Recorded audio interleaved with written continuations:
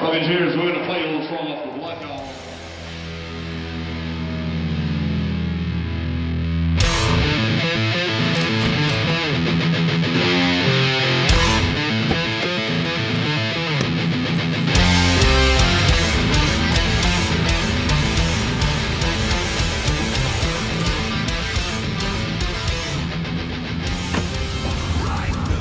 I work for a food company called Goodman Fielder. One of the largest companies in Australasia. So I'm a territory sales manager for them. So I've been with them for about 12 years, so quite a while now.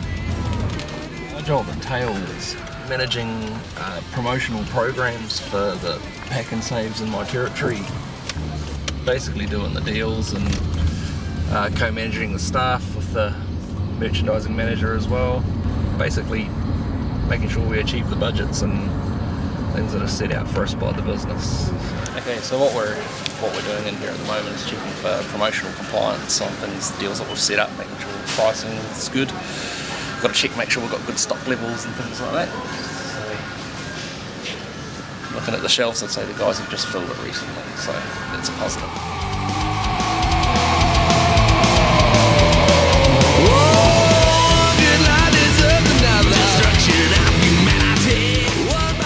Being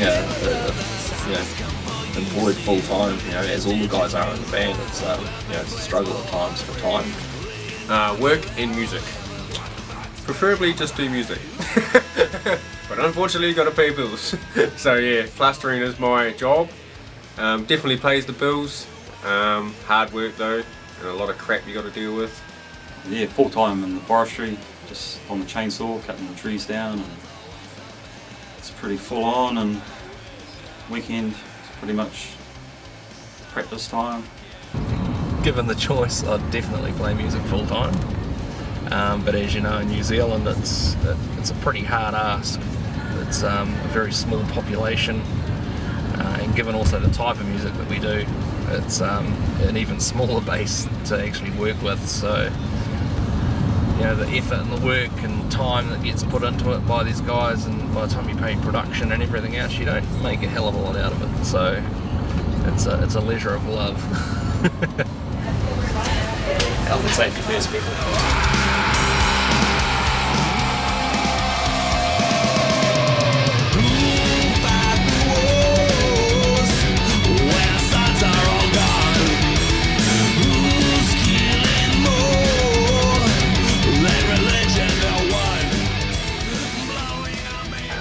First band that I really formed probably wasn't until I was actually about 18 or 19 with a old mate of mine, Gareth Tasker.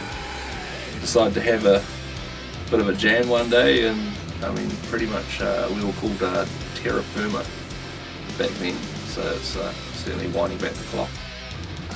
First started jamming with my brother James when we used to have our scything practices at home in the lounge, as our parents were pretty good about that.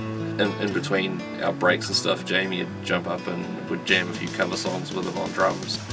Probably did that for a few months off and on until his old band pretty much just split up and went their own ways. After the demise of Scythen, we actually started a three-piece band, which we travelled around for a couple of years doing all the bike club scene, which was pretty loose. The scene, not the music.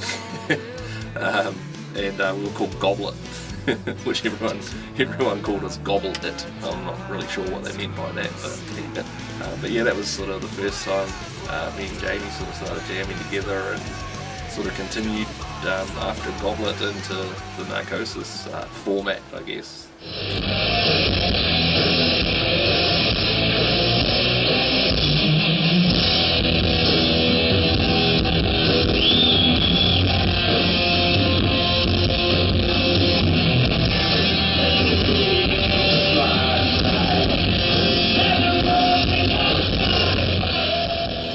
Well, actually, when we started Goblet, we did about 4 or 5 Metallica songs in our sets, and someone said we sounded quite a lot like them, so we decided that we'd end up doing Narcosis, which was a Metallica tribute. It was quite a lot of fun. We were doing covers for a number of years, and thought, well, if we're going to play covers, we might as well do something we actually like. So we started playing Metallica covers and thought, well, let's turn it into a tribute show. And it was only really ever meant to be a sort of one or two off sort of shows, but after we got picked up by a promotions company, that was 6 years later.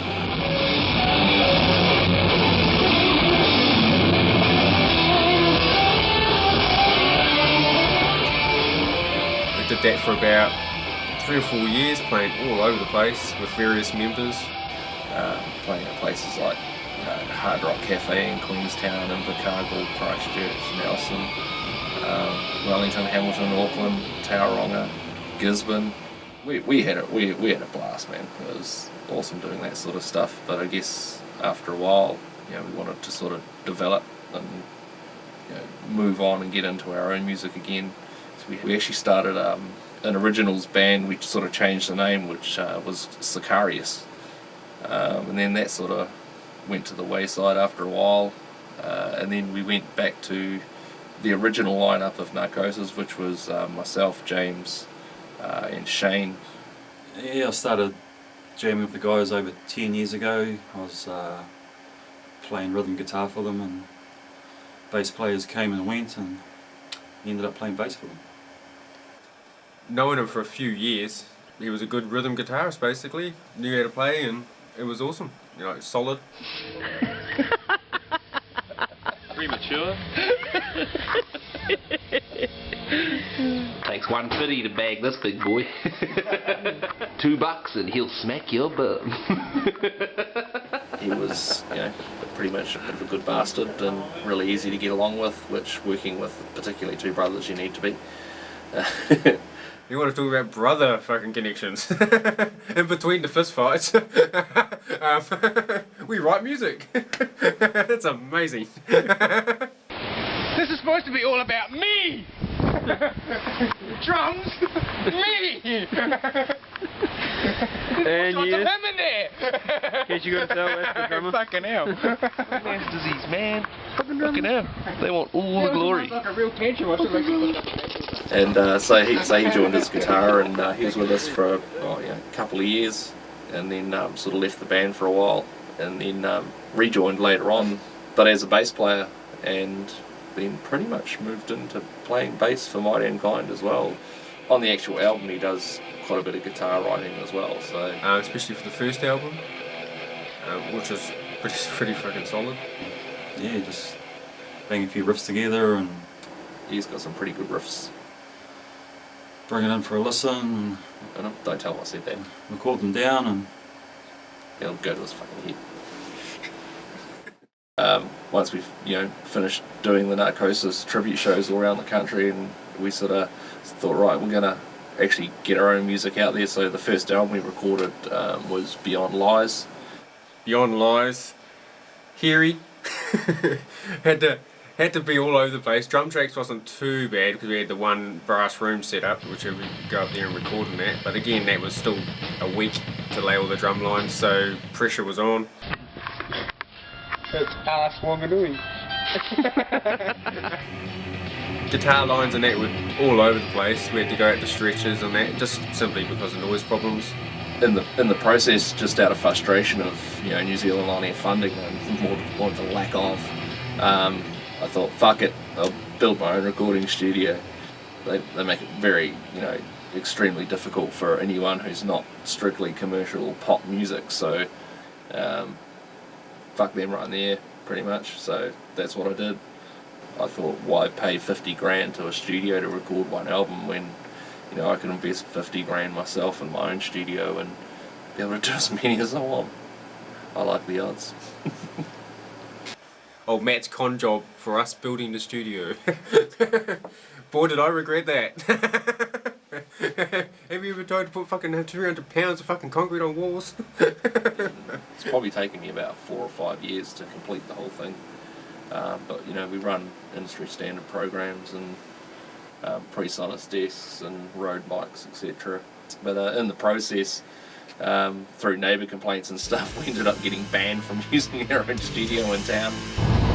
Basically, we've been banned from town because my guitar sound was too fucking evil.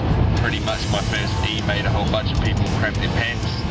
Had to drive out to Shane's place and finish off the guitar and vocal lines out there, which we call Cat Piss Studios, because this fucking cat was just pissing over everything. So welcome to Cat Piss Studios. This is where we've been kicking ass for the last fucking couple of months. Here's the culprit. My pussy. Yeah, Stretch's pussy. This little fucker. Yeah. Cat Piss Studio. Oh, nice wink. It wasn't the best environment to be working in, and or best sounding rooms. This is what we're working in, mate. It's fucking disgusting. And you know, partly because of that, the album ended up taking us 2 years to record. So at the moment, we're making up for lost time. We're in the process of recording a double album. Currently we've just laid all the tracks down for a more commercial sort of an album. It's sounding really good, and about to start doing some pre-production on our next metal album. This double album that we're doing is going to be quite interesting because there's a lot of orchestral arrangements and brass section and stuff like that going on. Kind of a backlog of music that I've written over the years. It's a lot of commercial stuff. It's not really metal or anything like that, which is, I mean, my damn kind. If you want to define the sound, is if you take basically heavy metal and punk rock, smash the two together, you've kind of got what we're doing.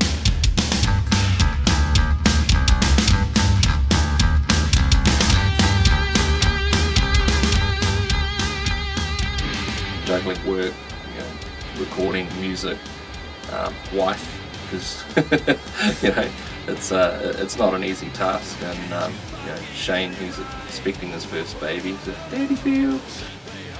So yeah, it's pretty hard trying to do the music and do your full-time job at the same time. It gets a bit hard at times. No, it's worth it at the end of the day. Get here and play music at the end of the week is pretty much just still worth it. It makes it even worth it more, if anything. Means to an end to me, you know. It gives us the toys that you know, you see around you here. That, you know, we're pretty fortunate we get to be able to record as many songs as we want to, and I wouldn't have it any other way, basically. But yeah, man, just thumping it out, going hard, doing what we've done for years, playing music, loving it. Stay metal.